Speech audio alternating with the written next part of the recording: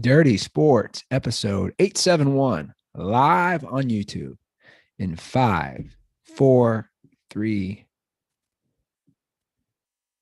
Welcome to the Dirty Sports Podcast. I'm your host, Andy Ruther, coming to you live from Cincinnati, Ohio, with my co-host from Southern California, Joey No Chill Prano. From Westchester, New York. That's right. I'm still in New York, Andy. I forgot. It's all right. And you know how the listeners will know I'm in New York? I don't know if you can hear it in my voice, Andy. Can you hear my voice a little strained? Can you hear that I don't really have a lot of voice? Yeah. That's from screaming through a extra innings Mets walk-off win last night at Citi Field. What an environment. Me, Pete Sestaro at Citi Field watching a Mets walk-off win, scoreboard watching a Braves walk-off loss. It's glorious, Andy. It's a great day. You were this close, Joe. You were this close to being in second place. You were this close. Yeah. And as I've said on this show before, I'm not really concerned. We are in the playoffs, Andy. If you told me before the year we're in the playoffs, congrats. No matter what, if you told me before the year you're in the playoffs no matter what, you can take it or leave it. We won't tell you if you're the division winner or the wild card winner right now, but you can take it right now. I'd say I'll take it. We've got Scherzer, DeGrom. Put me in the playoffs. I don't care. That being said, there's been a lot of talk. Braves fans. My favorite thing about Braves fans, every time they get close, it's the chirping. You guys have led the division for one half of one day. You led the division for 30 minutes. The chirping never stops. Some dirtball sent me a picture last year of the world champions, Atlanta Braves. I go, the two biggest faces on this poster you sent me are Freddie Freeman and Albies. They're not even on your team. That's Jock Peterson. He's not even on your team. What the fuck are we talking about here? You guys live in second place. You're that close. Yeah. This ain't horseshoes and hand grenades. This is baseball. Well. And guess what, Andy? It'll all be settled once. Yeah, I was going to say. That's what I was going to say. 3-game set. The middle of a hurricane. The Mets made an offer to the Braves in Major League Baseball. We can start this series early, try to miss some hurricane thing. The Braves said, no, thank you. Braves are not about to participate in an adjustment of the schedule for the sake of their fans, for the sake of their players. They're shaking in fear of the Mets. They need another day to prepare. Bassett, DeGrom, Scherzer in Atlanta. Suck my dick. From the back? From the front, from the back, from the side, all the ways. While Bassett's pitching, suck my dick from the front. While Scherzer's pitching, suck my dick from the side. And when Jacob DeGrom's pitching, suck my dick from the back. Coming out aggressive today, dirtballs. Joey No Chill's coming out with the no chill. I'm just glad you're one of the 3 people that's still watching baseball. Is baseball still on? Still on. What do you mean it's still on, Andy? Aaron Judge tied the all-time AL home run record last night. Yes. Glad you clarified. The all-time AL home run record has been tied. And a guy had an opportunity for $1 million slip out of his glove. Cheddar Dick brought a glove to the game. Cheddar Dick dropped the ball. Can I give a caveat for this one? Can I say, look, you want to bring the glove for this one, I think. Sure. Right? Sure. This is $1 million. No doubt about it. It's $1 million ball. No doubt about it. Gloves accepted. No doubt about it. Any normal game, you're a grown-ass man. But if you're going to prepare to leave the house and you grab your glove, and then you go to your kitchen where your wife has had the fondue pot on low heat so you don't burn yourself. And then you dip your dick into the melted cheddar and you cheddar dick your way to the game. Then you have to sit through an entire Yankees Blue Jays game with cheddar cheese just sticking to your dick and balls. Yeah. You better catch that fucking ball, bro. Yeah. I mean, you can't drop it, bro. You got literally $1 million. That's a 7-figure drop right there. What are you doing?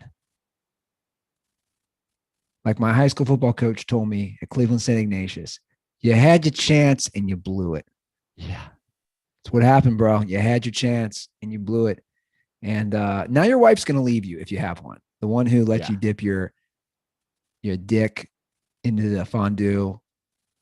She's gone. She's like, taking I the know kid. we're in Canada, honey, but get in the car and drive to Wisconsin and get me some sharp cheddar. I'm cheddar dick in this game. Look, here's the deal. I don't know why it's not as big a deal for me because it's like, dude, you're 12 away from the real record. Well, Barry Bonds has the record. This is a lot. There's a lot of conversation around this. Oh, yeah. A lot of conversation around this. Here's my take across the board. First of all the Bonds pitchers were on roids.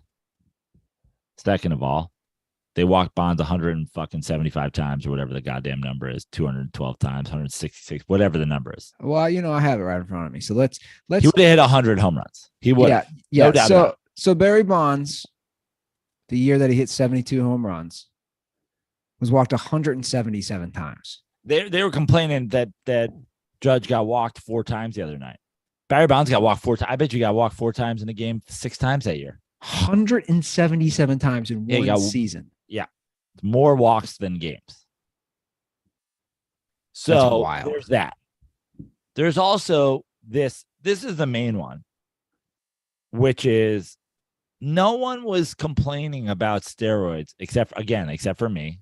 I should have been the commissioner at fucking 12. I should have been the commissioner at 22. I should have been the commissioner at 32. I should be the commissioner here at 43. I should be commissioner of baseball for the last 30 years. I'm not even fucking joking. 12-year-old me would have done a better job. I'm picturing a 12-year-old deal. Yeah. This should be a fucking movie, Little Big League. But this time he's the commissioner. No one was talking about steroids when McGuire and Sosa and Bonds and all these people were doing it. Well, we were, but it was very hush-hush. Yeah. But no one was like, these records aren't real. These guys are on steroids. No one was saying that. Okay. And the reason is because none of this stuff was out there. None of this stuff was public. We didn't know about Balco yet. We didn't know about all these things, like the details of all the things, all the guys we now know who were, who weren't. There was Congress, whatever. I like Aaron Judge, and I think I might do a TikTok. Maybe on Dirty Sports, maybe on Personals. We'll see which that way we decide to slide with this. I'm going to wear a Mets hat when I do it. I'm saying I don't want any confusion. I am a Mets fan. I root against the Yankees. I fucking hate the Yankees. I like Aaron Judge. I'm rooting for Aaron Judge. I hope Aaron Judge hits 12 more in the next week and is the all-time leader. I like Aaron Judge. I'm rooting for him. The idea that we know Aaron Judge isn't on something is stupid.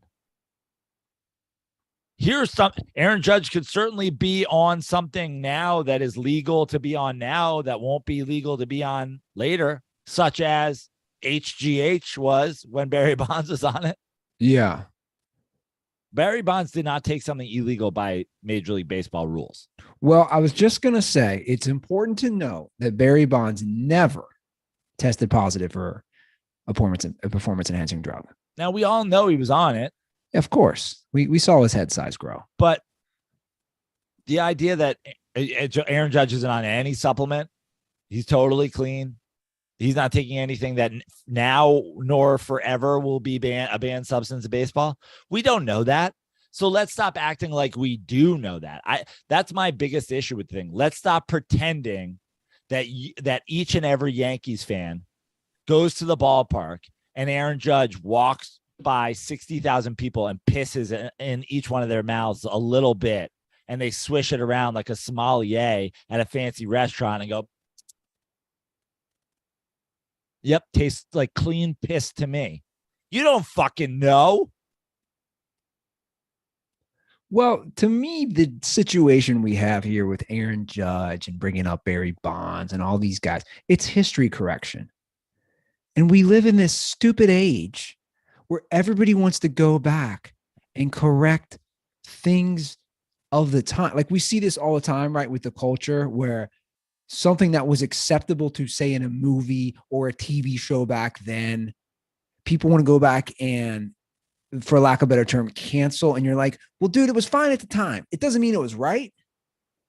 And to me, that's the same instance with this situation with Bonds. Like you said, everybody was using it. And if they weren't, a lot of guys who weren't, for sure, but it was pretty much out there. Yeah. Like you said, I'm glad you brought up the pitchers. Okay. So Bonds was on roids. So was Roger Clemens. Yeah. So were a lot of guys. Yeah. So the playing field seemed pretty even. I just think this is a stupid thing to do for like baseball and baseball fans and ESPN and all things. You don't get to do it both ways. You don't get to have these huge stories of chasing of the record during the Bonds thing, during the Sosa thing, during the McGuire thing, full on baseball chase things, and then do it again as if you didn't do it the last time. Sure. Correct. You can't. Now he's chasing the real record. Well, why did you guys make a big deal out of the last record then? Yeah, you can't boner out for Bonds and then boner out for Judge. Yeah. There's only one boner, right? Who is boner numero uno? Bonds has got the biggest boner right now. Well, it's funny. I saw a great tweet, and let me see if I can pull it up because I know I liked it. Let's see if it's in my likes.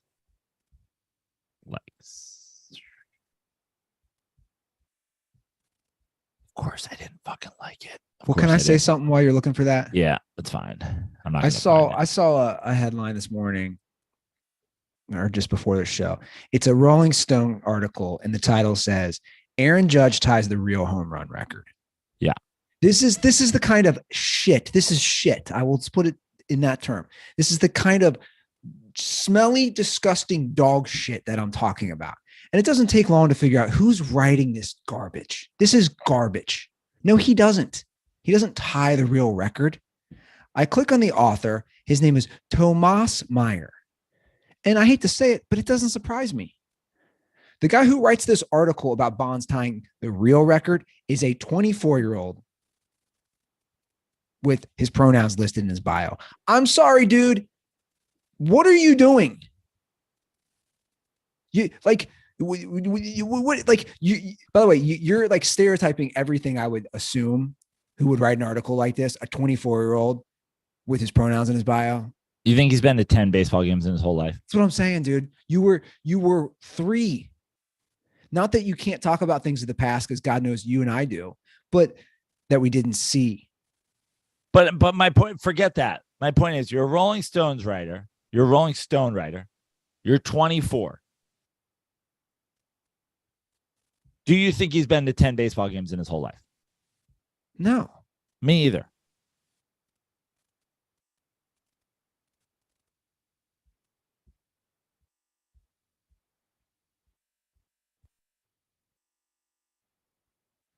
I mean, it's unbelievable. It's just like this is the type of trash that's out there.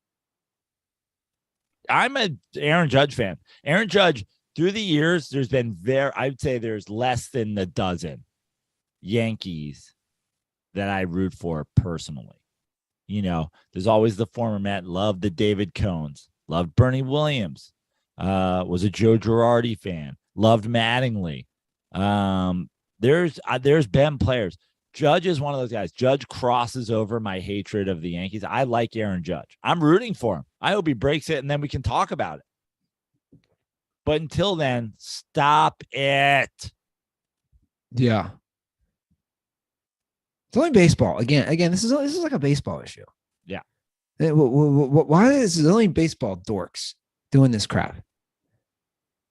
Like when a football player in basketball or football breaks an old record, nobody's like, well, in the 1970s, it's not a real 2,000 home run season if you go on to murder your wife and a waiter.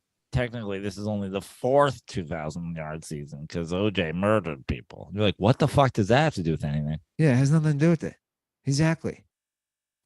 Like Wilt Chamberlain, even though he was the only black dude with 4'6" white guys, he got 100 points. Like, regardless, he got 100 points. I know he was dunking on guys my size. Literally, his junk was on the face of white guys my size as he was just dropping it in the hoop. He still got 100 points. We're not taking that away from Wilt Chamberlain. Right. So don't take it away from Barry Bonds, or don't take it away from Mark McGwire or any of these guys. It was rampant in baseball. We all knew it. Baseball didn't do anything with it. So it's going to stay. I did see another interesting stat I wanted to bring up, unrelated to Aaron Judge, but also related in a wild Tony Gwynn way. I just think it's a cool stat. This takes nothing away from Aaron Judge. This takes nothing away from his great season. It just shows where baseball's at now versus where it was, and against arguably the greatest hitter of all time. Aaron Judge has struck out 100 and he updated it. Sorry. So, okay.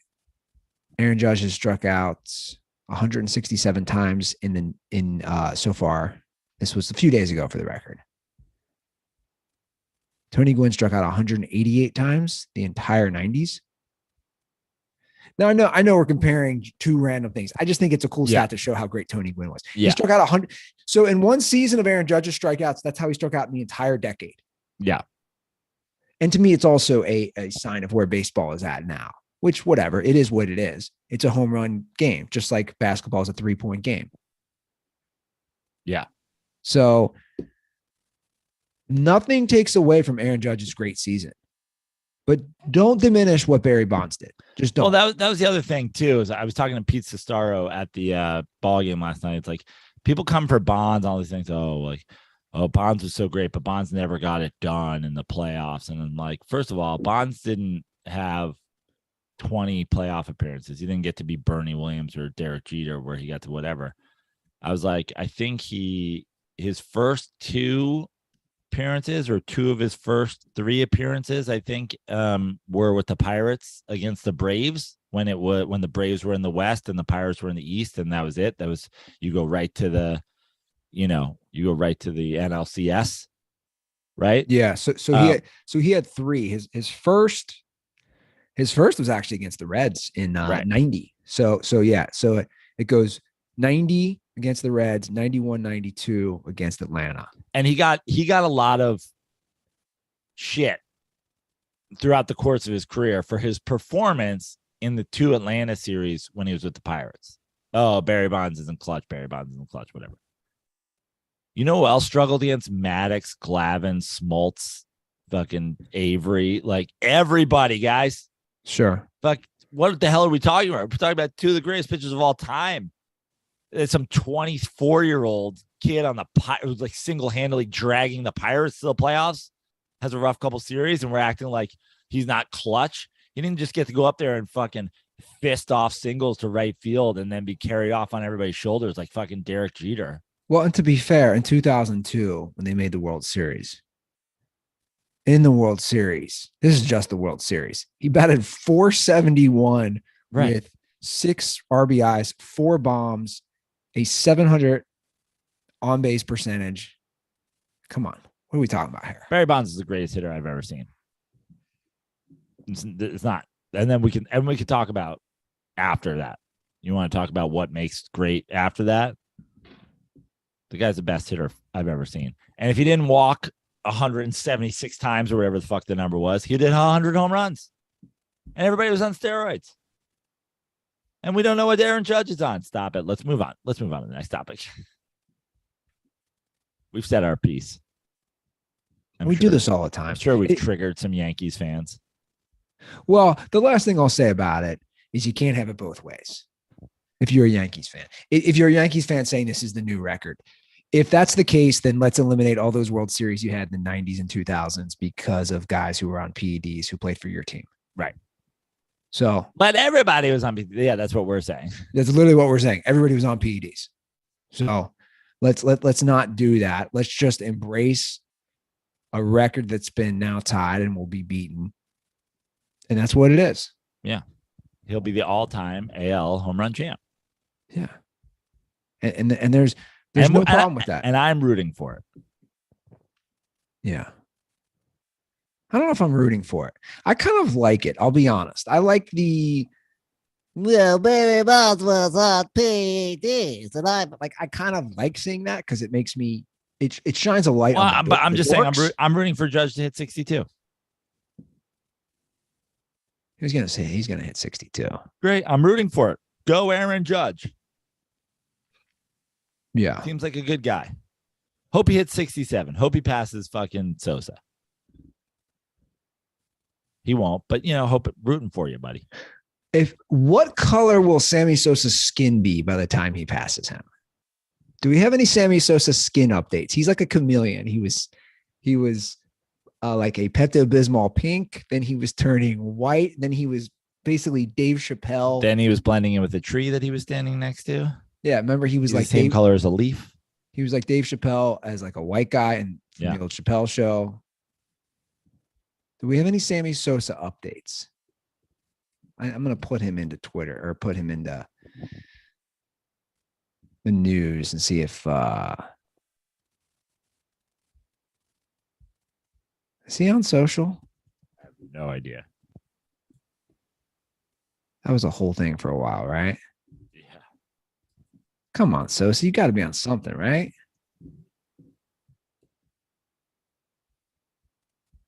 Is he not on anything? Sammy Sosa doesn't have social media? Probably because he was sick of people making fun of his skin color like you're trying to do.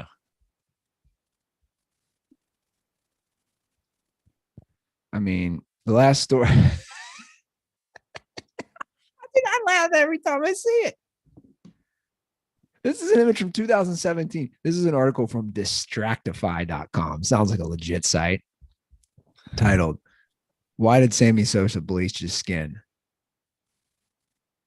Oh, yeah, I think you're right. This is from about a month ago. Sammy Sosa, in quotes, doesn't have time for the online ridicule about his appearance. See?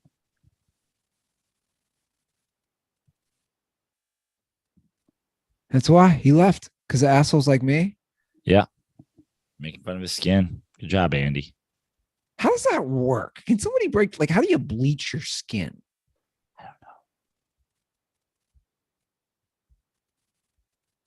Like, do you take a pill? Is it an injection? That would have been great if Sosa also, throughout his home run season, was turning white. And people were like, yo, dude, is every home run related to making you whiter? Like, if there was a wild effect that happened. I'm sorry. I have to put my phone on silent. It was actually Sammy Sosa calling me. Stop talking about me. Yeah. What are you doing, Sammy Sosa? You know what I loved about Sosa? He's one of those guys that played baseball for like 20 years and never learned any English. That always made me laugh. Yeah. Right? Because I always say, like, if I lived in a country, I lived in Spain. Baseball, he's been very, very, very good to me. Like, I lived in Spain for 4 months. How much more fluent I was before or after being immersed in Spanish for 4 months. Dude, if I lived there for a year, I'd be damn near fluent. 2 years fluent for sure. 20 years. I'd be teaching a linguistics class in Spanish. Yeah. Okay, let's move on from all this Sammy Sosa discussion. Barry Bonds. Because apparently, your boy, Jameis 101 is back on Twitter. Wow. He's tweeting. He's not responding to us, though. Well, I just reliked the tweet, and I also just retweeted it. So, Dirtballs, if you're out there, my top tweet right now is my retweet of, hey, Jameis 101, we're still waiting to hear back. What's up with the psychotic DMs to fix your life? You guys should all reply to that and see if we can't stir the pot up. This story has come back, right? This is like 3 years old. It's come back. And I'm just as fascinated now as I was 3 years ago. That energy and fascination waned. But now it's to the point, looking at his tweets, the level of psychoticness is ramped up because everyone is calling for him to be benched. Well, I mean, at this point, it sounds like he may not start in London. Really? Yeah, there's reports that Jameis Winston was not on the practice field today. Andy Dalton took first team reps. Taysom Hill took second team reps. Did not see that. Yes. And that was the report as of yesterday, I believe. Interesting. Yeah. Jameis Winston. Now, we all know the psychosis around numerous people involved in our show. I'm sure just like he who shall not be named will get something about how Jameis is from Jameis 1 of 1, how he's hurt and he shouldn't have played the last few weeks. He's actually dead. He had to be revived. He was buried and rose from the ground, just like Jesus Christ himself, because we know Jameis 1 of 1 is a psychotic Jesus freak. Yes. But I think it's safe to say at this point, any sort of injury excuse that you use for benching Jameis Winston is just that, an excuse, because he bad. Well, again, if you go to his Twitter, it's now, he had taken the week off. He said he wouldn't be back till Monday, but he's back now. And I looked just before the show. He's tweeting pure insanity. Just, he's spinning a bad Jameis Winston game, a loss, a 2-interception loss to a not very good Carolina Panthers team, or a team that has definitely struggled. AKA Joey No-Chill's money line pick of last week. Yes. Enjoy your monies. He spinned that into spun it. Thank you. Former English teacher right here. Spinning it. He be spinning it. I'm starting to talk like Jameis Winston into positivity, which is, I'm looking right now, like he's going back and forth with people. Dude, he brings up these stats, which he's listing something called CPOE. That sounds like some sort of device that they use in a medical office. What are you? It sounds like the thing you put on your face to sleep because you can't breathe. Yeah.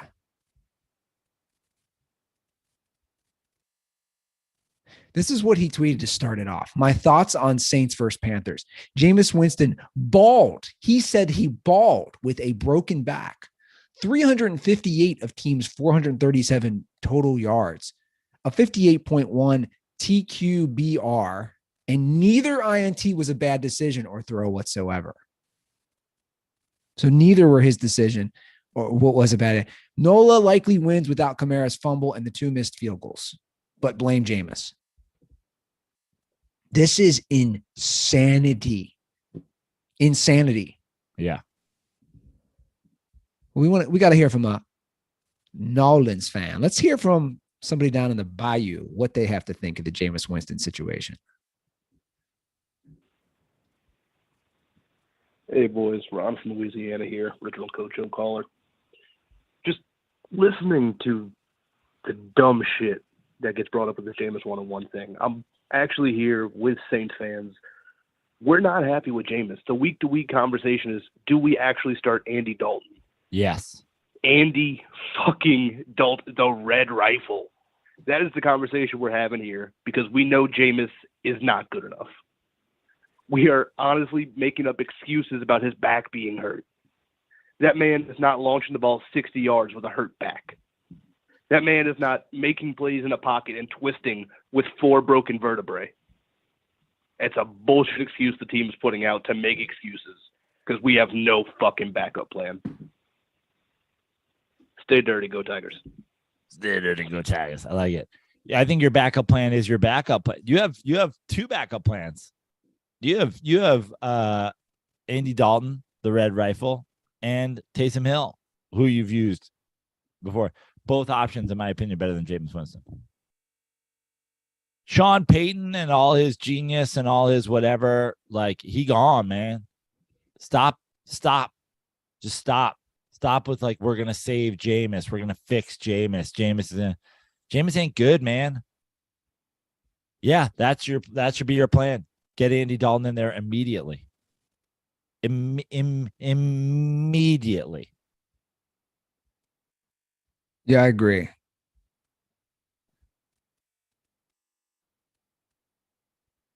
It's just wild the spins. My thoughts on the Saints 1-2 start. The good, likely 3-0 if not for running back fumbles and missed field goals. Dude, what are you talking about? He threw 3 picks on 3 straight drives against the Bucs, including a pick 6. But sure, blame a fumble and some missed field goals. Yeah. Would be 0-3 if not for Jameis Winston's week 1 heroics.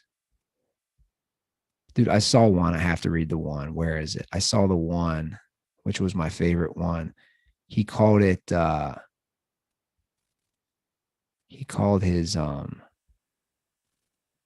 was it?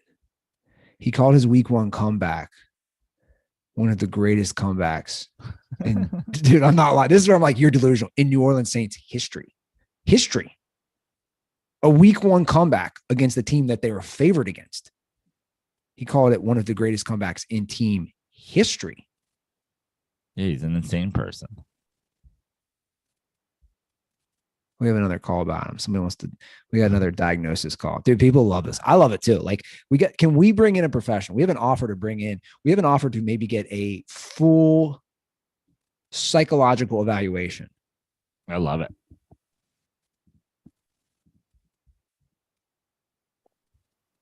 What's up, Joe and Andy? Andrew, Kansas Dirtball here, calling about Jameis 101. I'm nearing the end of my PhD in cardiovascular physiology, and I like to think that I possess fairly high IQ. So just a few things. There's no way Jameis 101 has 6 legit advanced degrees. There's no way his IQ is that high, and he still believes in God and Jameis Winston. I work with many professors who are brilliant, none of which believe in God. It'd be really fun to debate James 101 about the existence of God because, what omnipotent and omnibenevolent being allows children to get cancer, nonetheless, Jameis Winston be a starting NFL quarterback. And lastly, my mom is a behavioral psychologist and a clinical psychotherapist. So if you guys are interested, I could give her the rundown and try to get a diagnosis from her. Just let me know. All right, boys, stay dirty. Okay, so I like this. I'm not here. Like, I don't want to me, the God discussion, that's neither here nor there. I think there's plenty of people who believe in God, plenty of people who don't, right? Like, that's right. Just plenty isn't usually reserved for people with high IQs. But I don't know if that's true. I would have to see a stat. I don't really care, like, to be honest. Like, I'm one of those, hey, there could be a God. Hey, maybe there's not a God. Whatever. I don't really care.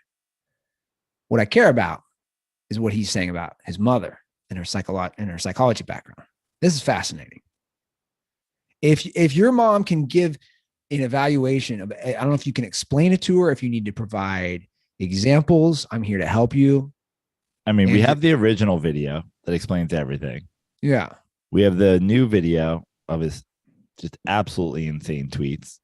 We have his whole online history. And then we also have his 400-page book on Jameis Winston, which has a caricature on the front as his face of the author. Which I saw the other day as I was unpacking some things. Yeah. I laughed. I forgot that I bought a copy. I think you bought multiple copies. I did buy multiple. I gave my brother one as a joke for Christmas. Bought multiple copies. So I would love to know, again, from a certified psychologist, a clinical psychologist, whatever it is, I would like to know the medical diagnosis of somebody like this who's going on Twitter and saying that his week 1 comeback is one of the greatest comebacks in New Orleans Saints history. A history that just saw one of the top 10 quarterbacks of all time play on their team. I just can't wait until he gets benched for Andy Dalton. The spin is gonna. That's the stuff I'm always sure. That's how we got restarted in the first place. He threw 3 picks on 3 consecutive drives and a pick 6 and lost them the game single-handedly. And we went and there was spin. When he gets benched for Andy Dalton, the spin is going to be unbelievable.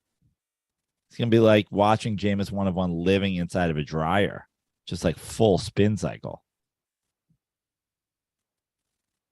Okay, I'm hopping on YouTube comments. We see it looks like he's still going to start. We got Saints fans. I think that might have been our caller, Ronnie. He said he's still starting. Maybe I don't know if that's the caller, but well, congrats, England. You get Jameis and Kirk Cousins And we all know Jameis Winston, this is 2 hours ago. Jameis Winston misses second straight practice. Saints QB Jameis Winston and wide receiver Michael Thomas not present for early portion of Thursday practice, open to media, leading to a big question mark of who will play QB Sunday. But see, you know what's going to happen here, Joe? This is going to 4 hours ago. Jameis Winston, Michael Thomas out of practice for second straight day. What's going to happen is they're going to say he didn't play because he was injured. Great. And then when he never goes back in because Andy Dalton's better and he gets sent to another team and he's the backup, then what?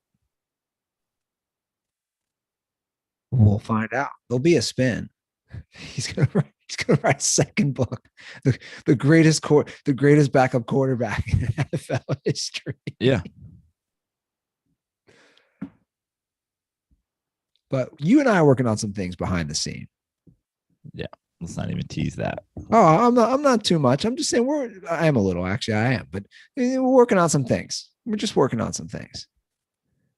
We get to the get to the bottom of this.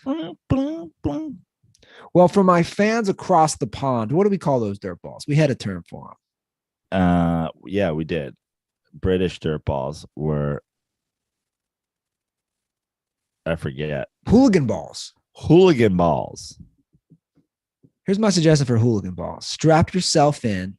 You got a Kirk Cousins versus Jameis or Kirk Cousins versus Andy Dalton. Strap yourself in for some nice American football with a nice American beer. That's right. Andy. Is there any better way to watch American football than with the original light American beer, Miller Lite? Last night, 24-ounce Miller Lite cans at the ballpark, City Field. You walk in, 24-ounce Miller Lite cans. So glorious. So glorious. I had 1, 2, 3 lights. You're out at the old ball game. Enjoyed myself thoroughly. Honestly, Mets 4-run comeback walk-off win with 24-ounce Miller Lights. It was the greatest night of my life. The greatest night of your life. It's right up there. Wow. It's right up there. Well, like we always say, Miller Lite means good friends, great beer, and football all Sunday long. Right? And that's what you're going to get this Sunday. Games are going to start early. They start 9:30 Eastern time here in the States, 6:30 Pacific Standard Time. If you want to have a nice little Miller Lite with your breakfast, with only 96 calories and 3.2 carbs per 12 ounces, your only concern is the next third down conversion. That is true. That is definitely true. So football season brings back the big hits. So reach for the biggest hit of them all, Miller Lite. You can find Miller Lite pretty much everywhere beer is sold, or go to MillerLite.com/dirty sports for delivery options near you. It's Miller time. Celebrate responsibly. Miller Brewing Company, Milwaukee, Wisconsin, 96 calories and 3.2 carbs per 12 ounces.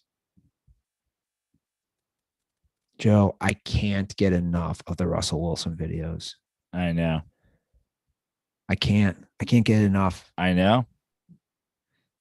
I want to give some love to the Russell Wilson Subway TikTok mashup with the Dark Knight. Here's the thing about this. So like now Russell's leaning into it, right? That's not that like. No, well, no, here's the thing. I want to explain this because people probably aren't familiar with this. The Subway thing that's been up since May. Really? So he's not leaning into it. And I don't think most people realize that. I went down, look at me now going down TikTok rabbit holes. I was on Russell Wilson. Yeah, look at you. All happy about that. I was on Russell Wilson's TikTok. Haven't downloaded the app yet. I was just on my MacBook Air checking it out. Guys, he posted that in May. So now people are doing what I'm doing. I'm like, okay, he's got some cringe videos. Why is what he else throwing is out a full there? sandwich at? I mean, I know it's Subway, but like we just throw full sandwiches over our shoulder now. Fuck, weird shit is this guy? But the mashups people are doing. Yeah. This one, the Dark Knight one of the Joker entering the ballroom, I've watched no lie 30 times. I posted it on our Twitter. It's everywhere. It's on all the major. Twitter and sports media. It's so funny. It's so clever. It's well done. It was done by who did it? It was one of the guys on what's that podcast? The popular podcast. It's one of the guys from Lights Camera Pod. Right. So funny. So funny. So funny. Joe, I have to admit, these are the kind of things. I don't know if this was done. I don't think this was done. This was done very well. I don't think this was done on TikTok. But these are the things where I'm like, TikTok. I see the benefits of TikTok. Yeah. Download the app, bro. You can just use it for Dirty Sports. We have a Dirty Sports account. Is that cool if I just maybe just do it for Dirty Sports? Yeah. Is it easy to learn? Look at me. Yeah. I sound like such an old boomer. Yeah. There's a lot of content I'd like to do with sports, like with that. Yeah. But you're right. He's going to lean into it now, and I don't like that. Yeah. He's going to. It's just going to be that much more cringy. It's a thing with Russ, right? We have to go deeper. He's just like king of cringe. Yeah. He is king of cringe. This is why his teammates don't like him. I did have a nice text exchange with CT, Hall of Fame dirtball. Yeah. I'm going to play his call. It was spurned by his call. Great. I was like, I got to reach out because I think people are like, oh, we're sick of this discussion, but I want, look, no one's called in who's a Seattle fan. CT is a Seahawks fan. He had him on his side. It's only fair that they should have their say on what's going on. It looked like he struggled. It looked like he went full Russ. There's 3 calls that it took. So it's like Russ last week. He's finally going to get it down the final drive. Like the final drive, we're going to win. It's going to be ugly, but I'm going to win. That's happened with CT and his calls. Gentlemen, CT Foreman from Seattle, Lifeline Seattle Kraken man calling in to say, I have another option for the football picks loser. The loser needs to recreate all the Russell Wilson TikToks word for word, gesture for gesture. Put it on the Dirty Sports TikTok. I think that'd be pretty funny. And, not too bad for the loser to do. You don't want it to go full immunity on it. And Joe, you know what? I loved Russell as a Seahawk. He brought us to Super Bowl. He pulled some amazing wins out of his ass. He was the fastest, I think, to like 100 wins as a starting quarterback. Yeah. Granted, our defense was good. We had a great running game. Solid and a good coach. Hold on. The quarterback in place to, execute the game plan. That's the quarterback's job. I'm not going to apologize for you thinking he's always been bad or mediocre. He wasn't. He was a top-tier quarterback in the league for the first 7-8 years of his career. Granted, he had his struggles that, quarterbacks do. Aaron Rodgers only has 1 Super Bowl. You got to put that a little bit on our shoulders, too. And, anytime you talk up Matt Stafford like he went to the Rams and won a Super Bowl, great. The Rams were stacked, dude. Great defense, Cooper Kupp, excellent coach. He replaced Jared Goff. But you know what? It is kind of funny to see Russell struggle now. I always have a warm place in my heart for him, and I won't apologize for loving Russell Wilson as a Seahawk. CT out. Stay dirty. So I'll kind of just piggyback as a Russell Wilson stand. I probably find myself agreeing with most everything he's saying as far as like, that's why I liked Russell Wilson. It wasn't like, guys, he was never Aaron Rodgers. He was never Tom Brady. He was never these Patrick Mahomes, you name it. But as long as you name 5 of those people, you realize exactly what we were saying the whole time. But my point is this. You can't take away, no one's denying they win that Super Bowl because of their defense. No sane fan is denying that. But there's truth to this. And this is what I'll say. And this is what I said before. Obviously, I'm mocking Russell now. He's ridiculous. He's playing like crap this year. He's cringe. He's all those things, which I've always said about him. I can differentiate his personality from the player. There's something to be said when in your first 10 years in the league, you're the second most wins all time. That's a decade worth. There's something real quick. Let me give you one quick counterpoint, because we're sitting here week in and week out. You and I are on the same page. we wouldn't give Lamar Jackson the money. Right? Correct. Can you retroactively agree with my point that paying Russell Wilson all that money was a bad idea? Yeah, we can agree there.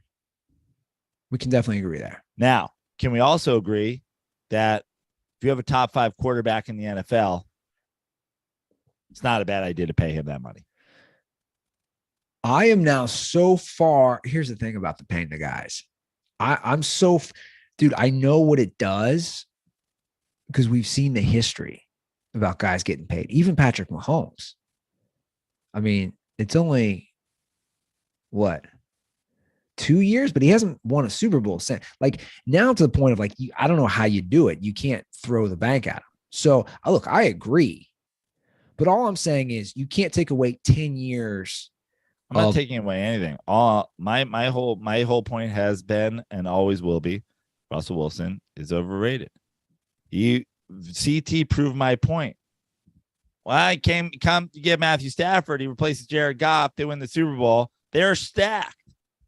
Oh, so we're not just gonna deem Matthew Stafford an elite quarterback in the NFL because he joined a stacked team and immediately won a Super Bowl? Great.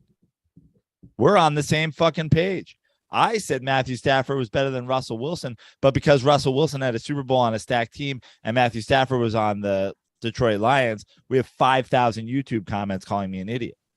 The point is, you do not judge people by the team they're on and the wins that they're able to stockpile on stacked teams. You judge them on how good they are. The idea, Aaron Rodgers has won Super Bowl. Yeah, but Aaron Rodgers has been playing at an elite level in the NFL the whole fucking time and has multiple MVPs. Sure. And look, and obviously it's not fair to compare those two. I just think, again, he's played. This is what I said to CT over text. I said, Russell Wilson's played with the Legion and Boom and without. And when it comes to regular season, he's still getting 10 wins every year with and without a great defense. Now, the playoffs is definitely not good for him recently. Now, it's not easy to win playoff games also.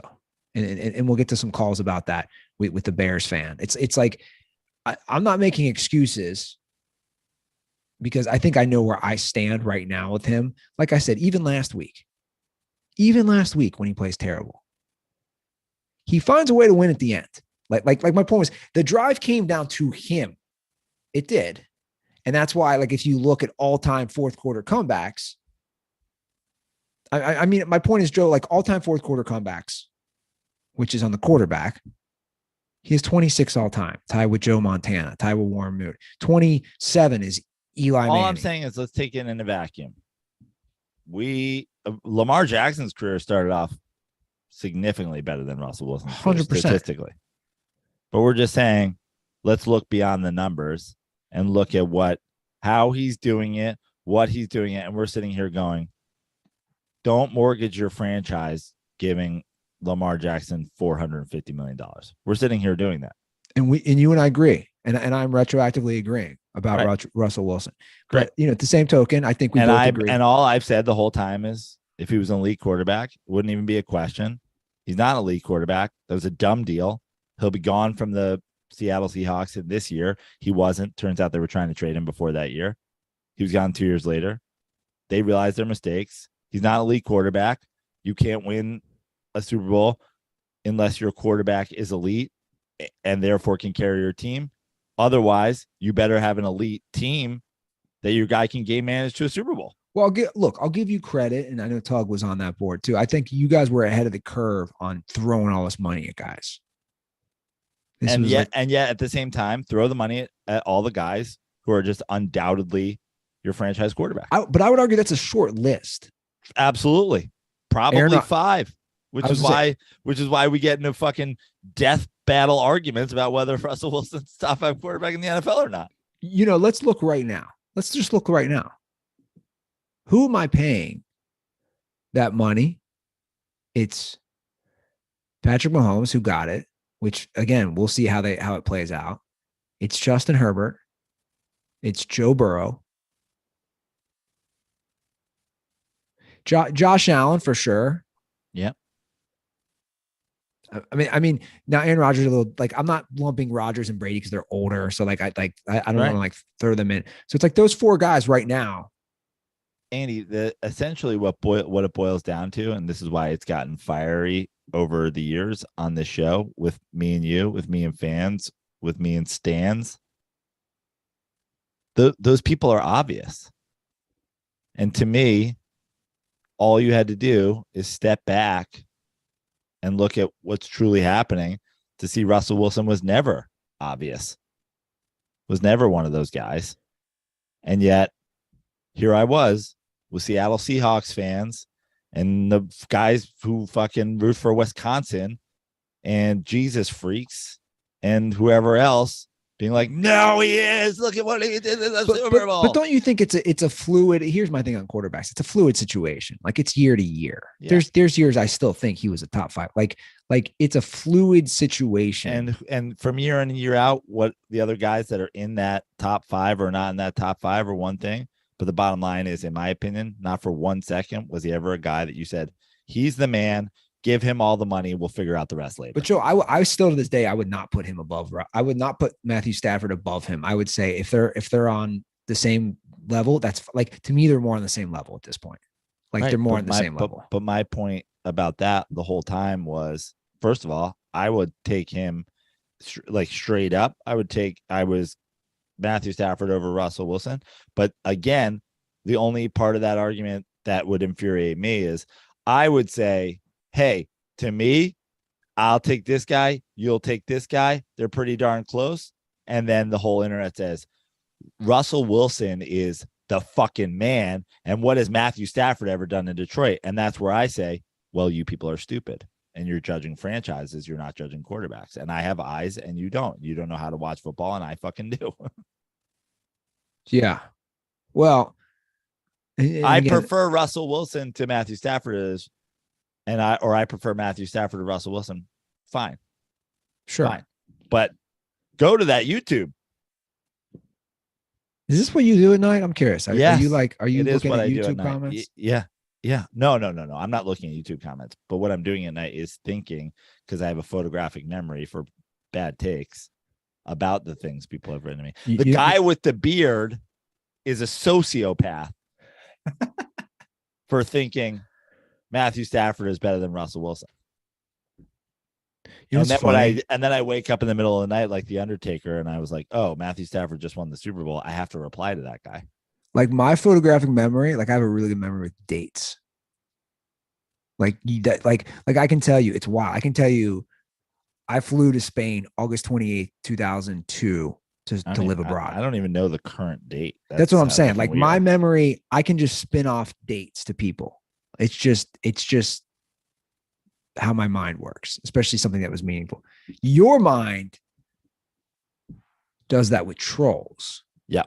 Does that with haters. Yep. I'm almost sensing like a Rocky montage video of you.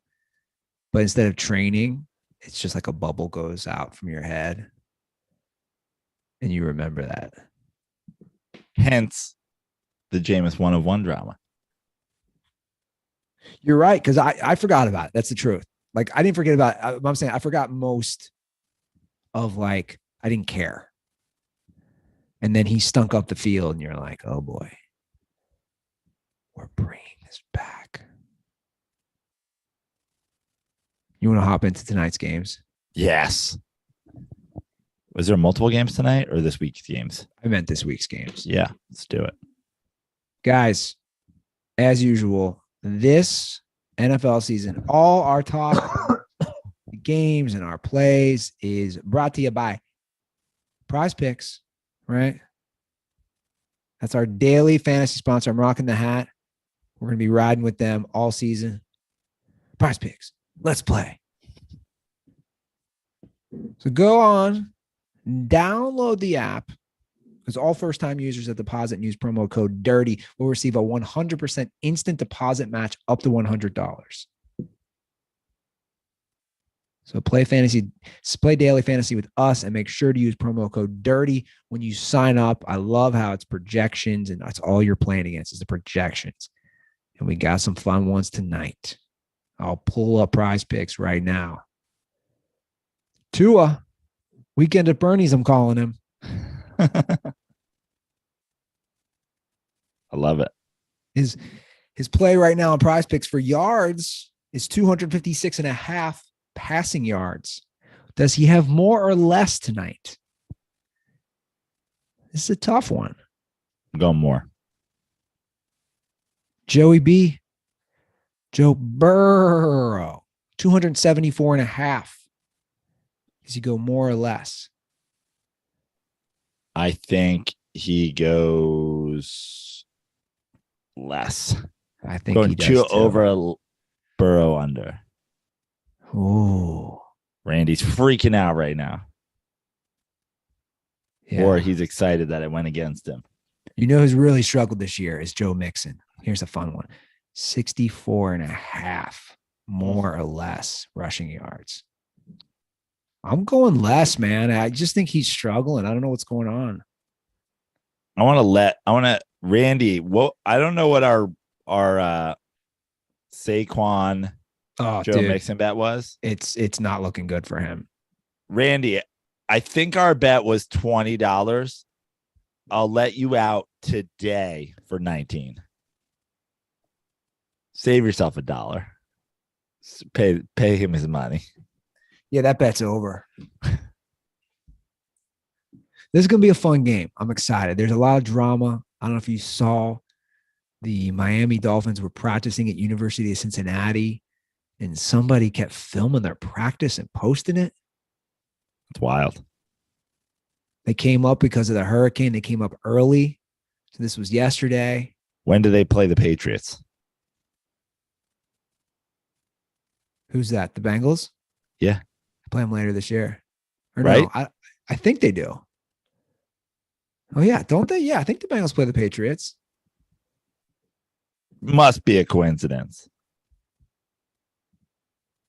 Do they not have the Patriots on schedule? No, they don't. They don't. I'm incorrect. Maybe the Patriots were filming the Dolphins, filming for Dolphins purposes. Dressed in Bengals gear. I can see the Patriots doing that. Yeah. Right? Going all in. Well, they did it. They did it to the Bengals. They did it 2 years ago, the Bengals or whatever. And now they're getting the Bengals again as the Bengals. Yeah. This should be an interesting game. Why you gotta make fun of the bet? What does this have to do with Bill Belichick? Yeah. Cincinnati is turned because the Bengals, it's the all-white game, right? So the field is white. They are debuting the white helmets with the white uniforms. The field is white? They're making the logos white and then everything's white. Got it. Everything's white. I thought they were doing some Boise State. I was like, you painting the field, the whole field white? They can't do that. No. They're doing everything white. My friends at Gold Star are doing white cheddar cheese tonight. Wow. White cheddar. White cheddar for the white helmets. They're all in, man. This city What's the Gold Star promo with the white cheddar? Funny you asked that. Wait, there's a few. Are you asking the one that I created? Well, sure, I guess. So, as you know, I'm a big Game of Thrones guy, even though I've not watched the new show yet. So, as I know, yeah, we made you watch it in 3 days. I reached out to my boy, Jay Lloyd. He created it. I had the idea. He created it. We're a great little combo. It says white cheddar is coming in Game of Thrones. In Game of Thrones font. And it's a picture of Coney's, a three-way, and a Bengals white helmet. Love it. The white cheddar is coming. And it's coming. It's going to be all over. Again, everybody's going to be in white. So here's the thing, Joe. Like, people are like, I didn't realize, did you realize this? I didn't realize how much people lose their mind over like a new helmet. Yeah. People are like going nuts So there's going to be so much energy in that stadium. And sometimes I think it either helps or it hurts. I feel like there's not really much in between. The line opened at 1.5. It's now up to 3.5. Bengals favorites. Dolphins are 3-0. Dolphins have had just tough game after tough game that they've won. They've played their asses The line off. opened at 1.5 Bengals favorites, Correct. and now it's 3.5 Yes. because there was a question mark about Tua. I assume, or even if he's, him even playing is like, by the way, they're sticking. I love this. God bless them. Miami is Sticking sticking. the back injury. Back and ankle injury. They're sticking to it. Am I going first? Here's what I think. I'll go first. It's my city. My city. Like he's fucking Joe Morgan suddenly.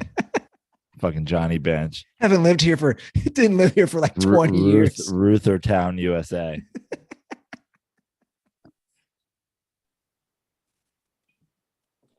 That half point is killer. But Yes. here's the thing. Yes. Here's the thing. That half point is killer. Who's the Dolphins' backup quarterback? Randy is about to cannonball into his pool in a white Randy Ruther jersey right now. No, he's going to be angry because of the Ruther curse. Here's the thing. That half point is killer. I just think the city is turned. White uniforms, white helmets, white tiger, white cheddar cheese. And also, like I said, more importantly, White cheddar cheese. Throw all that aside. All the white people that live there. All the white people that live here, throw all that aside. The Dolphins have looked great. They've been showing just grit. The irony is they've been showing grit. Down games, big, coming back on the road in Baltimore, down at home against the Bills. They come back. They have grit. They have what Dan Campbell wishes his team had. It's tough to do that 4 weeks in a row. And I think the Bengals win and they cover. Whoa. I'm going to take the Dolphins. To win or just cover? Just cover it. I think it's going to be a good game. Yeah, it's at half point. I think it's going to be a good game. And I think I'm going to take the Dolphins cover. I think Thursday night, easy could come down to just a kick. Yeah, I think you're right. We'll see. It's going to be fun. And we are even every week except for week 1. You beat me 10-9. I'm consistent. 9-9-9. You went 10-9-9. Yeah, we're close, man. 3 weeks in. We're picking, 9 to 16 games each week, making that money. Let's go. Yeah, if you're following either of us, you're making money. So follow and you're definitely making money on me if you just follow the games, I guarantee. Yeah. Swimming in Panthers money like I am. We do have a call on Tua's injury. Let me play this. Hey, Joe and Andy, it's number one dirt baller from South Bend, Indiana, Stephen Dermer calling. So you guys are talking about the whole Tua thing and him getting injured on the field and them looking into it. And the way I look at it, even if they do look into it and do something about it, what are they going to do? Suspend him? So now he could come in and play when he wasn't healthy, but now he can't play when he is healthy. That's going to cause a lot of people to be mad and upset and say it wasn't his fault. But then what else are you going to do? Find the Dolphins, take draft picks away, tell them they can't do this? Who gives a fuck? I mean, they just did the exact same thing for them tanking and all that shit that they just got in trouble for. And I mean, everybody talked about it for 1-2 days, and now nobody remembers. Nobody cares. I just don't think it's even worth them looking into it. And even if they do look into it, they won't do anything about it. But thanks, guys. Stay dirty. Well, let me just clarify. So the NFLPA is looking into it. Tua would never be suspended. Right. It'd be held against his team. Right. And you are right. You're right in the regard that like people just don't care. Well, I mean that's the joke Joe and I make. if there's any proof of anything, also, and forget the fans not caring. But if there's any proof of anything, Bill Belichick was punished with fines and draft picks, kept doing it, was punished with fines and draft picks, kept doing it, was like, but you still got to do it. Find the team. Yeah. Who's their backup? Do you know? No. Who's the Dolphins' backup quarterback? I don't know, but I think he came in for a play, didn't he?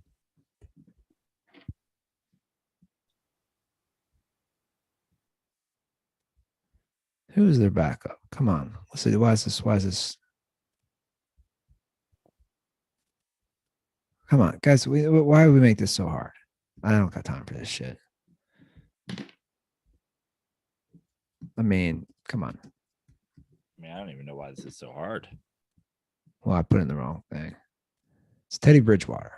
Yeah.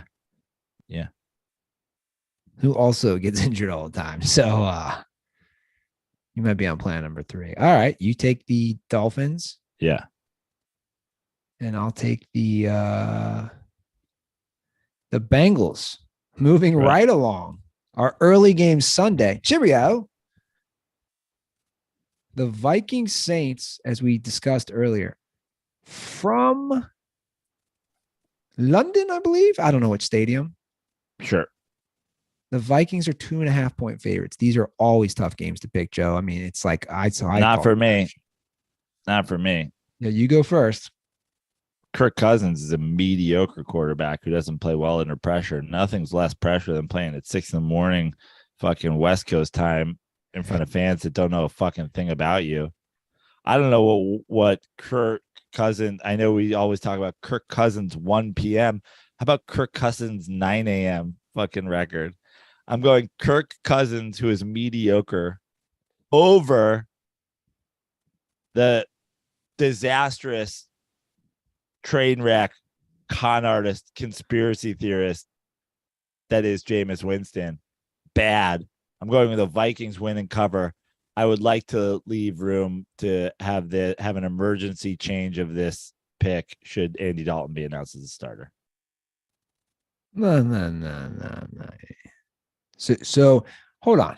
Well, we can say if Andy Dalton's the starter, yeah, you're gonna change the pick. Yeah. So I'll just put it right now. I have the Vikings to win and cover unless Andy Dalton starts, and then I have the Saints to win and cover. Put me in a bad spot because part of me wants to do the exact same, but I don't know if it really matters. Although I do love that storyline of Andy Dalton comes in and wins. Yeah, because he's not horrific.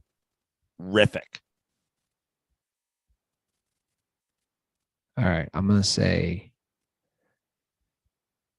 Vikings win and cover. I mean, it's not really that hard. Yeah. Can I follow the same suit? I kind of like the Andy Dalton pick too. Let's go. So we'll both do the same thing. Yeah. So no one's picking up a point either way here. Yeah. Our pick changes if Andy Dalton plays. All right. Moving right along. Browns at Falcons. The Browns are a 1-point favorite. I don't love it, but I'm going to take the Browns to win and cover. I don't love it either. Falcons have been hanging around all these games, man. They hang around all the games. Now, Myles Garrett got in that very serious single car accident. Very lucky to be alive, I would say. Yeah. Supposedly the other caller called him an N-word. That's why this happened. Okay. That's what happened.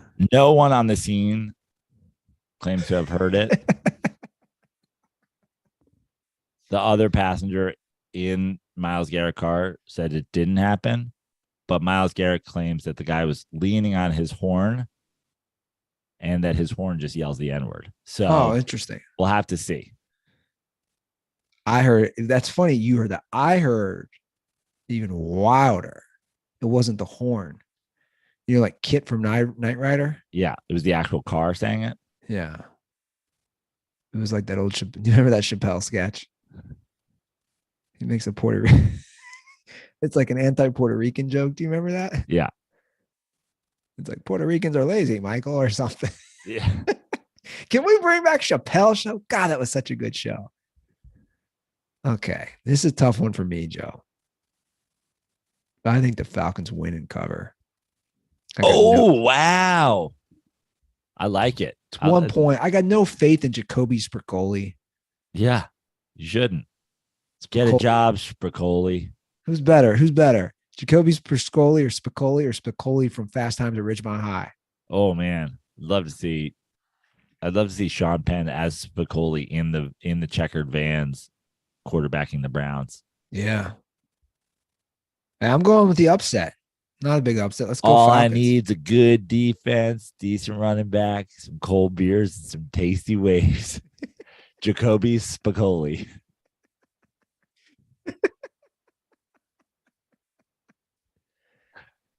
Oh man, what a great movie! If you're a younger dirtball and you don't know what we're talking about, please watch Fast Times at Ridgemont High. I mean, you know how many people are in that movie? You have Forrest Whitaker. It's amazing. Sean Penn. Those guys both have Oscars. Nicolas Cage. Yeah. Third. He also has an Oscar, I think, right? He does. He's so small in that because he's a Coppola. He was going as Nicholas Coppola back then. The credits. Yeah. Written by Cameron Crowe. Also has an Oscar. All-time movie. All right. The Commanders at the Cowboys. Cowboys, after they just beat your boys. By the way, I can't wait to tell you. I can't even talk about it on air, but boy, was there some Giants game drama. You can tell me off air? I'll have to tell you off air. Dramatic. Way more dramatic than what was happening on the field. Well, I can't wait to hear that after the show, first of all. Secondly, dude, Cooper Rush is calm and composed. You have to admit, like, he started 3 games now. He's won all 3. Yep. There's not a quarterback controversy. I'm just saying, like, isn't there though? Off 2 starts this year and 1 start last year. He doesn't make. You know what was interesting? Now you're not watching it. Now so it was kind of a bummer that you were there, that you couldn't watch the Manning cast, because I love hearing them, of course. Yeah. And they were both saying, like, he's not. They go, if you watch him, he doesn't make mistakes, man. And that was like their big takeaway. Like, he can make throws when he has to. There's that big drop on CeeDee Lamb. They're like, that's a great pass. And they were saying he doesn't. That's what's key when you're a backup and you come in and you're like, wow, like you're not really managing. By the way, you missed a wildly out there Tracy Morgan, which was awesome. Or just a normal Tracy Morgan, right? At this point, that's just Tracy Morgan. Tracy Morgan asked Peyton Manning, and again, I don't know if he's joking, trolling, just drunk, just high, whatever it is. He asked Peyton Manning, dead serious, what it was like to play with Lawrence Taylor. Or no, or was it Eli? It was one of them. And they were like, dude, I was like 6 when this guy was like in the league. Yeah. It was wild. Cowboys surprised me that game. Surprised you. Surprised a lot of people. Yeah, mostly just like, holy Jesus Christ. Like, I actually didn't even think Daniel Jones played that poorly. I don't know what the Mannings were saying about it, but God, most pressures of anybody the whole season. Like, get your offensive line together. Like, the Cowboys were getting after it, and good for them. They were surprising me how well they played on their defensive front. Not that we don't all know they're good, but Jesus, they came out and turned. They came out turned. Well, and that's where I'm going to head with this pick, and I'll lead it off. If they can do that, and I've seen them now do it 2 weeks in a row, the Bengals, then the Giants. It's like we're talking about Carson Wentz, who got sacked 9 times last week. I know it's a division game, and I know it's a backup quarterback. Again, I think Rush is like, he's been really formidable. I'm going to take the Cowboys to win and cover. Same. All right, here's a fun one, Joe. Russ's old team, the Seahawks, against the Lions. Detroit is a 4-point favorite at home. Start us off. I'm going to take Detroit. I think these are I think what's going to happen is this is the way that Detroit fans are going to be kept on the hook the whole year. Is every third game, they'll lose 2, and then they'll be the team that's terrible, and they'll be like, see, we're still going to make the playoffs. And you're like, no, you're not. You're only just going to beat terrible teams and lose to halfway decent ones. Seahawks are bad. Seahawks could win this game, no doubt about it. But I think that Detroit is playing fine offensively. Like, they're putting up a lot of points. I just don't think Seattle can keep up. Yeah, I agree. I think this is just this is like a, this is a college football game where some shitty SEC team, plays some shitty Pac-12 team or whatever. And it's just like, well, we're just talking about like a class system here. I just don't think the Seahawks have enough. Yeah, I agree with you. Now, also, if Seattle came out and won this game 27-14, I wouldn't be like, oh my God. No, I wouldn't either. But I think Detroit wins. I think Detroit covers. I think you're right. This is a misleading fan game where they say, oh, we're now 2-2. We're legit. And you're like, okay, tap the brakes a little. Here's another interesting game. Titans at Colts. Colts are 3.5-point favorites. 3.5. I will start and I will say Tennessee covers. Okay, then I'm going to go against you. I'm going to fade Ruther. I'm going to say the Colts win and cover. I don't love this. I don't love it. It's at half point. Yeah, I agree. It's a tough half point. It's going to be a close game. And Tennessee looked okay last week. Yeah, and you know how they are. They sometimes take a minute to get rolling, and then I don't love this pick.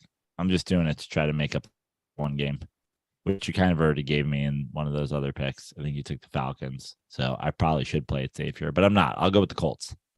Okay. Yeah, fuck it. Fine. Okay. Bears at your Giants. Well, I don't even know the spread on this game. 3 points. 3-point Giant favorites. Yeah, let's play a call real quick from a Bears fan. Oh, great. If this is a bet, I just Hey guys, it's Brian Heinrich calling in, and I'm at my wit's end with the Bears. Like I was too young and didn't really care about football when they went to the Super Bowl. So really the only playoff win I've ever seen came against a 7-9 Seahawks team. I'm 25 now, so I was thinking that if they can't win a playoff game by the time I'm 30 years old, then I'm just going to be done with this team. But my question to you guys is expecting a playoff win within 5 years reasonable, or should I give them a pass if they just make the playoffs? Or is 5 years too short of a time for any of that? It'd be one thing if they always lost, but Bears games are always just so fucking boring. Like, at least the Lions will lose a game 35-31, not 7-10.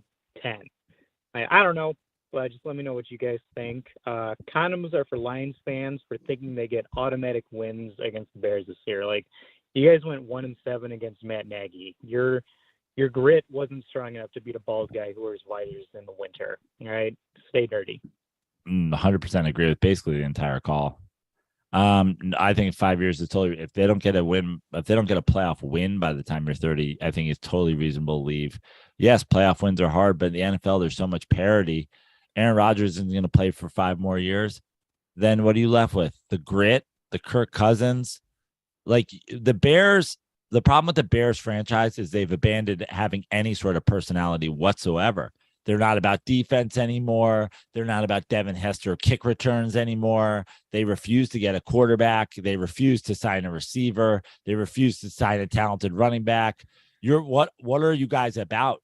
The Bears franchise at this point is about shitty turf at Soldier Field. Like, they stand for nothing. Be something. Decide that this is your thing. We're all in on defense. Here's what's interesting. Well, first of all, I agree. I mean, as far as the Bears, my entire life have been boring to watch. Like, as far as when I started watching football. But you're right. In my younger days, it was like defense. And obviously they came back with good defensive teams again when they made the Super Bowl, when they lost to Miami to Peyton Manning. If you look at the history, though, like, winning playoff games is not easy, though, man. This is I'm not making excuses, but right now they haven't won a playoff game since the 2010 season. Then they lost. 25. It's 2022. No, I know, but hold on, Joe. This is what I was going to bring up. Your Giants haven't won a playoff game since that year. Your own Giants haven't won a playoff game since 2010 season. Yeah. And they won the Super Bowl that year. No, you did. You won the Super Bowl that And year. we didn't get one win against the 7-9 thing. And we've been in the playoffs since then. And we're about something. The Bears have been 3 times. Yeah.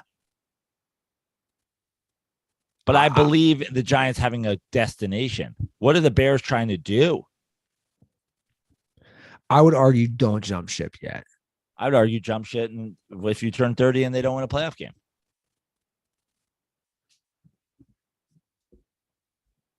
I mean, they've had some tough losses. They had the Philly loss, the missed field goal. They recently lost down to New Orleans. Now, that one wasn't going to be a game. It's crazy, man. If you look at quote unquote traditional franchises, like the Steelers haven't won a playoff game since the 2016 season. If you're just, you brought up the Giants. If you're 25 years old, that means you were born, and I know this because I'm going to my 25th high school reunion on Saturday. You were born in 1997. If you're a Giants fan, you got a Super Bowl when you were 10, a Super Bowl when you were 14, and then you haven't won a playoff game since. Yeah, if you're a Giants fan, if you're a 25-year-old Giants fan, your fucking life's been great. Sure.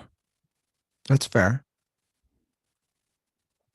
So you guys are 3. If you're a 25-year-old Bears fan, you're fucking 12. You were minus 12 the last time they won a Super Bowl. And you've got one playoff win in your life. Well, no. He has the early ones, but he doesn't remember them. So who do you think wins this game or covers? I think the Giants win and cover. I think that this Giants team. Here's what I said going on our way to the game. I said on our way to the game to Danny, this Giants team was never going to be 4-0. I love it, but it was never going to happen. I said, if we lose today, if we lose tonight on the way to the game, and I said it even had, we love to lose games we're not supposed to lose. If we lose tonight, we're beating the Bears. If we win tonight, we're losing to the Bears. We're losing one of these games we shouldn't lose.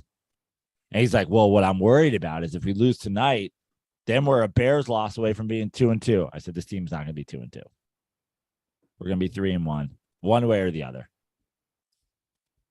I believe that.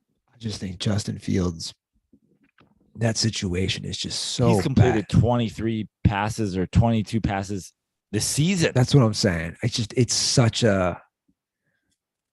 I would describe it as like when you watch that situation, I would call it dire for the future. And I know it's only his second year. And he'll get better. I know he'll get better. You can't get worse.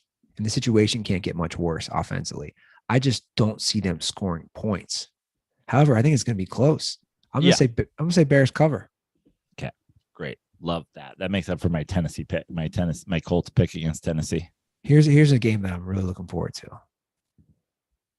Based on the early season results of both these teams. It's at the Link in Philly. The Eagles are 6.5-point favorites against the Jaguars. I'll start off since you picked last. I know I faded Philly last week and I was wrong, but I think I'm going to be right this week. 6.5 is so big. There's zero appreciation for how Trevor Lawrence has started with this spread. There's zero appreciation with how their defense has been playing. Also, I don't know if you saw this, and I know I'm not putting Trevor Lawrence as an elite quarterback. Who is it? Emmanuel Ochoa? Acho, yeah. Did you see his thing about Jalen Hurts? No. I thought it was interesting. He broke down Jalen Hurts' wins or his performance based on the quarterback he's playing. And he's played great against And I don't know if Trevor Lawrence is an now, if he's better. The point was he balls out against shitty quarterbacks. And I don't think Trevor Lawrence is a shitty quarterback. Me either. And I think they cover. Me too. And I think that this could be an upset special pick of the week. It could be. I like the Jaguars covering way more than I like them to win the game in Philly. But also Doug Peterson revenge game. Ooh, I forgot about that factor. Doug Peterson revenge game. I like it. All right. The Steelers at home. 3.5-point favorites against the Jets. Who's playing quarterback for the Jets this week? Joe Flacco, I assume. Is Flacco still in?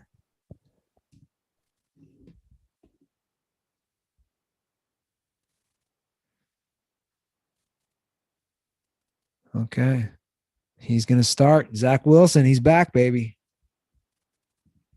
Zach Wilson starting. Zach Wilson is starting. Oh, well, that changes everything. Now I'm taking the Steelers for sure.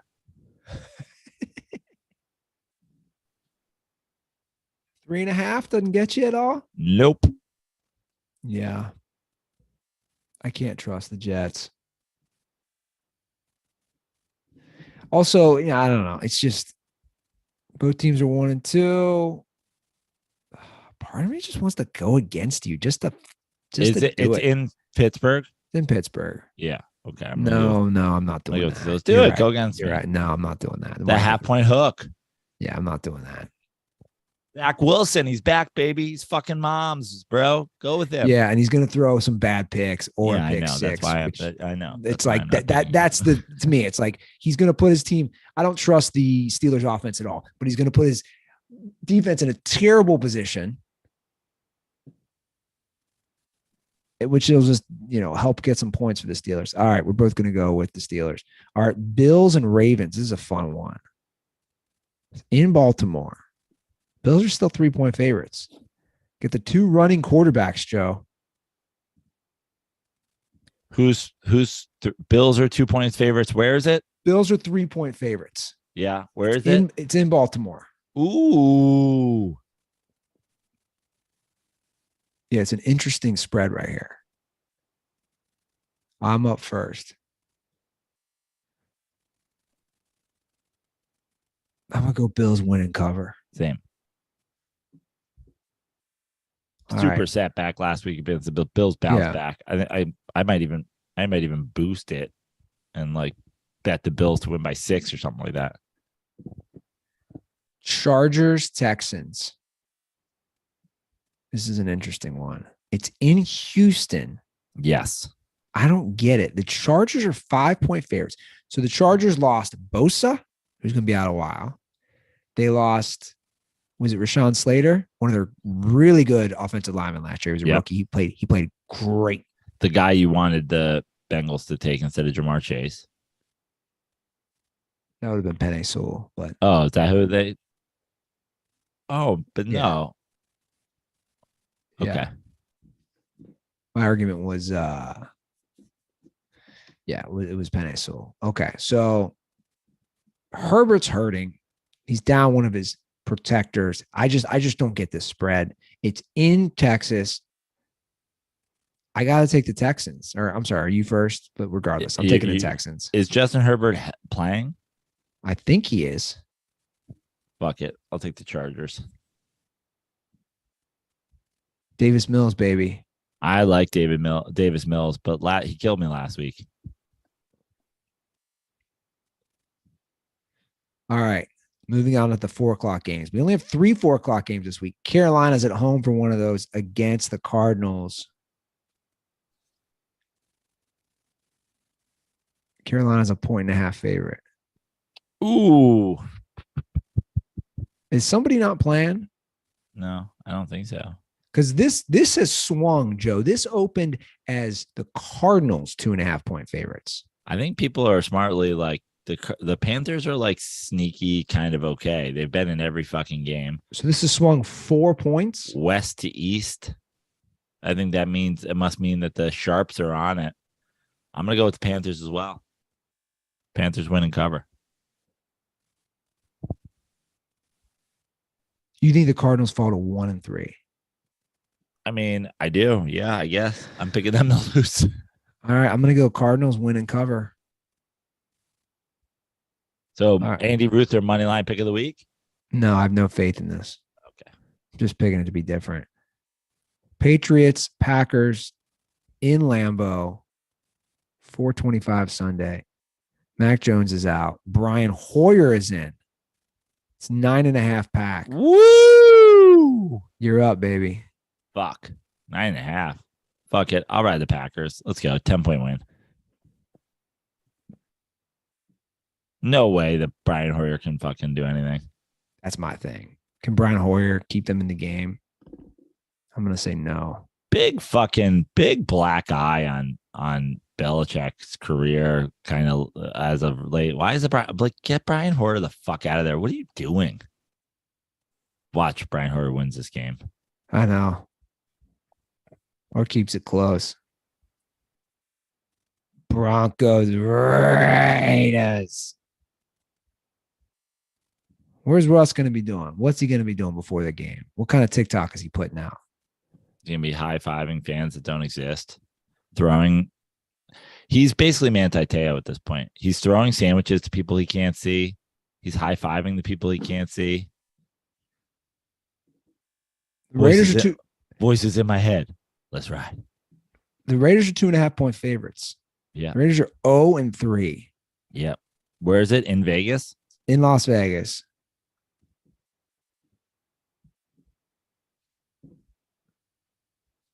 So this is my dilemma right now. I just don't see the Raiders starting 0-4. Right. But then there's part of me who's like, they do, and this is just Josh McDaniels thing. It's, you know what I'm saying? Like, it just follows this storyline we've created this year of like, dude, it's kind of a fucking disaster with you, man. Again, great supporting actor as the offensive coordinator, not great as the lead actor. They've also Josh McDaniel is Steve Buscemi. Joe just tried to give me a show title. Is it McDaniel or McDaniels? I think it's McDaniel, isn't it? I don't know. Who cares? My brother played against him in high school football, by the way. Wow. He was, I think it was him. He's got a few brothers. He was the quarterback. Yeah, I think at Canton McKinley. They were a good team too. They put out a lot of pros. Anyway, the Broncos offense, what I'm getting at, it looks so bad. I have to think the Raiders get a win. I don't know if you're supposed to go first or if I am, but I have to think the Raiders get a win and cover. Yeah, I watched what I guess is technically a win by the Broncos last week. They were just so bad against the 49ers. I actually think the Raiders have been better than their record. Not that much better than their record, but they've been in some games. I just think that they'll be able to move the ball. I don't think it'll be a close game, but I think the Broncos win or the Raiders win. And I think it's probably a 3-point game, and that's enough. I have absolutely no faith in your boy Russell Wilson at all at this point. 0. So I disagree. I think he's going to turn it around, but not yet. I've sort of been predicting the demise for years. Okay, I feel like they're 3 games in. Yeah, they're 3 games in, or 30 games in, depending on how you want to look at the last couple of years. He didn't play a lot last year, and I'm not going down there again. And the year before that, he lost to a backup at home in the playoffs. Is that guy still in the league? Is the last guy to beat Russell Wilson in a playoff game still in football? Yeah, he's probably the Rams' backup quarterback still. Okay. Chiefs, Bucks. Are they playing in Tampa? Yes. So they are. Yes. Because they said if the game doesn't work, yes, it goes to Minnesota. Game in Tampa. It's a push right now. Yes. All that shit going on with the Bucks and their families and the players. I got to go. Chiefs win and cover. Chiefs win and cover.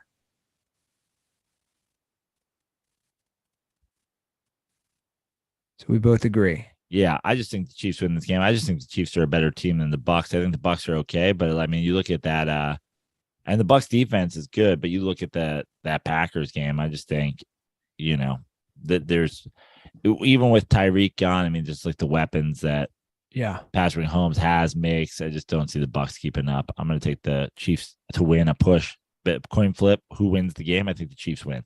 Me too. All right, Monday Night Football. It's in San Francisco. Great rivalry game. These teams have just played hard-fought games the last few years. Rams at 49ers. Niners are 1.5-point favorites. Dude, this is an interesting storyline because if the Rams win, they go to 3-1. The Niners go to 1-3. If the Niners win, they're both 2-2. Niners definitely have had a little Rams number historically as of late, but I'm going with Joey No Chill money line pick of the week. You said the Niners are favored?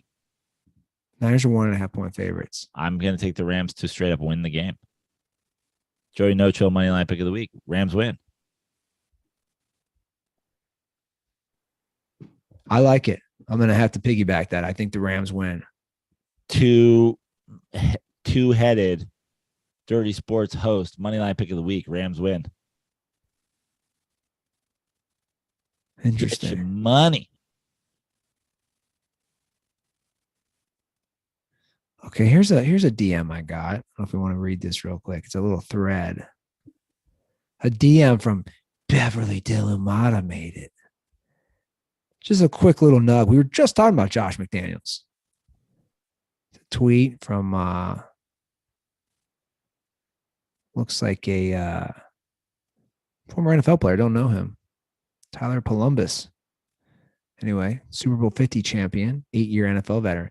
He said, in honor of Raiders Week, I want to present a thread about my favorite Hurricane Josh McDaniels stories.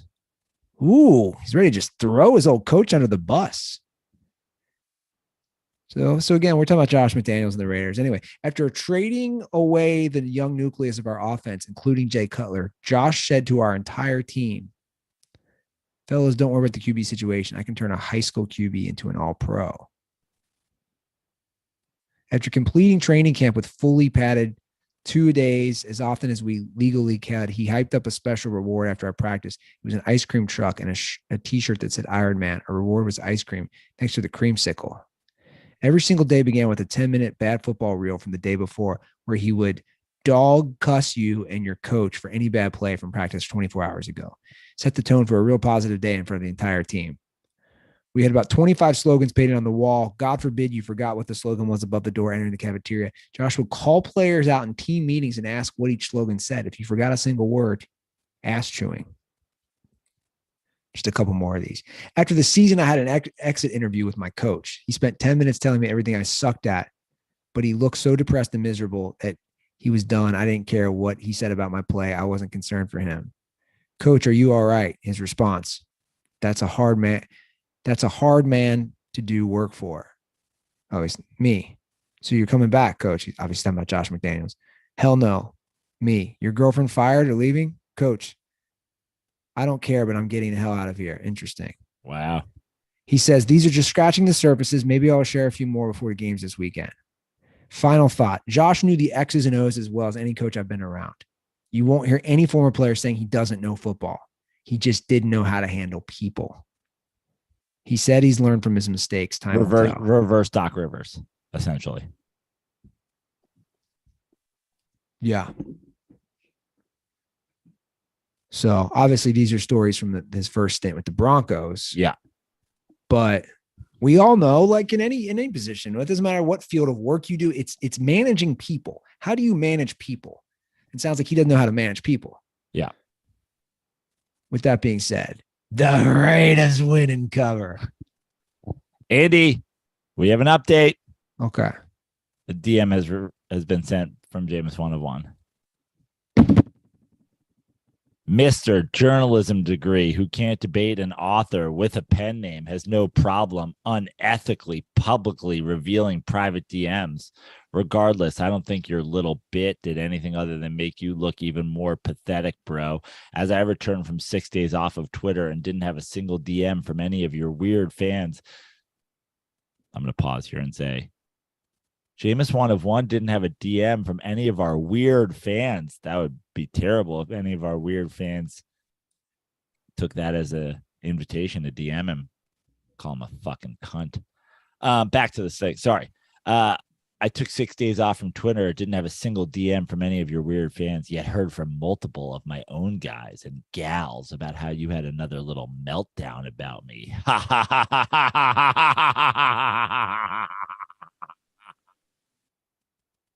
And then a GIF. I own you. So This is hilarious. This is the comedy entertainment I need in my life. Yeah. Bro, you need serious psychiatric help. No one in the history of the world has ever said their IQ. No one has ever said the accolades concerning higher education degrees. No one does that. No one does that. You know what it's like? It's like my brother Greg always says, Joe, and I love this because he's right. My brother Greg always says, people who always have to say I'm busy aren't busy. Right. All my friends or family who I know have a lot going on with their families, work, they never have to say I'm busy because I know you're busy. You got 3 kids. You bust your ass for work. You're busy. It's the same thing. You're projecting. But don't worry. We will find you. We will kill you. No. Sorry. That was from Taken. Yeah. He was doing a quote from a movie for the record. And Don't want also, that taken out of context. And also, we will kill you. But seriously, all jokes aside, we'll kill you. You need serious help. You need serious help. And it's pathetic. And I agree with you. I am curious where this roller coaster of his life goes when the season ends and Jameis is back right where he was. Or this weekend when Andy Dalton starts. But we already know it's just going to be spun. He had an injury. Yeah. It's going to be great. Yeah, so definitely look at how this show has come full. Look at the full circle of this show. We're now just like, give us all the Andy Dalton. We love Andy Dalton. I'll buy an Andy Dalton Saints jersey. I want an Andy Dalton Saints jersey. Give me an Andy Dalton Saints jersey. I'm gonna buy Andy Dalton. I'm gonna buy a number 14 Saints jersey that says "not Jameis" on the back. Well, here's something that's interesting. Andy Dalton joined the league in 2011. So this is his 12th season. I already know what you're going to say. Who plays longer in the NFL? Second round Andy Dalton or number 1 overall pick Jameis Winston? Well, I don't think Jameis Winston makes another 4 years. So Andy Dalton. If Andy Dalton retires today, I think Andy Dalton wins. Yeah. I think Jameis Winston's made enough money and is so insane that I don't think he'll just sit around and be a backup for 3 years. Yeah. Can't wait to see what happens. Guys, call us 310-359-8365. Tweet at us, DM us, Instagram us, whatever. Come see a show. I have shows tonight. 2 shows at the Stand. My favorite comedy club in the whole world. 2 shows tonight, the Stand. My spots are 8 and 11:30, but I think it's the 8 o'clock show and the 10 o'clock show. But anyway, roll through. I'm at the Comedy Cellar tomorrow in New York City for 2 shows tomorrow night. I'm going to pull up my calendar right here, Andy. 2 shows tomorrow night. Let's go to the dates. First one is at the Comedy Cellar on McDougal. Second one tomorrow is at the Fat Black Pussycat, which is one of the Cellar's wonderful spillover rooms. And then the Comedy Cellar Village Underground room on Sunday. So 2 shows tonight, the Stand, 2 shows tomorrow at the Comedy Cellar, 1 show on Sunday at the Comedy Cellar in the various rooms. Go onto my website, joeprano.com/shows. Check that out. I'll be in Lake Tahoe for the Boys and Girls Club tournament show. We're going to do a show at the greatest pub in all the world, McDuff's Pub, on the 16th. A lot of friends of this show will be performing on that. Then I'll be back in LA. Got a show at the Comedy Patio on Grand Central Market at the end of the month. Got a show in Ventura coming up. So joeprano.com for shows. But if you're in and around New York City tonight, the Stand, tomorrow and Sunday, Comedy Cellar. And follow me on all social media at Joe Prano, except for Twitter, where I'm at Fix Your Life. Yeah. And of course, the Dirty Sports Podcast on TikTok. Follow me at Andy Ruther. I'm checking. No updates from Jameis 101. He's not DM me. You guys Follow should us. DM him for sure. Reply to that tweet. I just retweeted on Dirty Sports too. It's the top tweet on my tweet and Dirty Sports tweet. Don't respond to him though via DM. Me? Yeah. Oh, I'm not going to respond to him via DM. I know you said don't respond to him publicly either. I don't know that. It's hard for me not to, but we'll see. I know. It's hard. I'll never reply to his DMs because I don't open his DMs. Yeah. Follow us on Twitter, Instagram, TikTok, everything at the Dirty Sports. All right, guys, we're going to wrap up this show. Thanks for tuning in. That's the word I was looking for. Enjoy your weekend. We'll be back on Monday. And as always, stay dirty.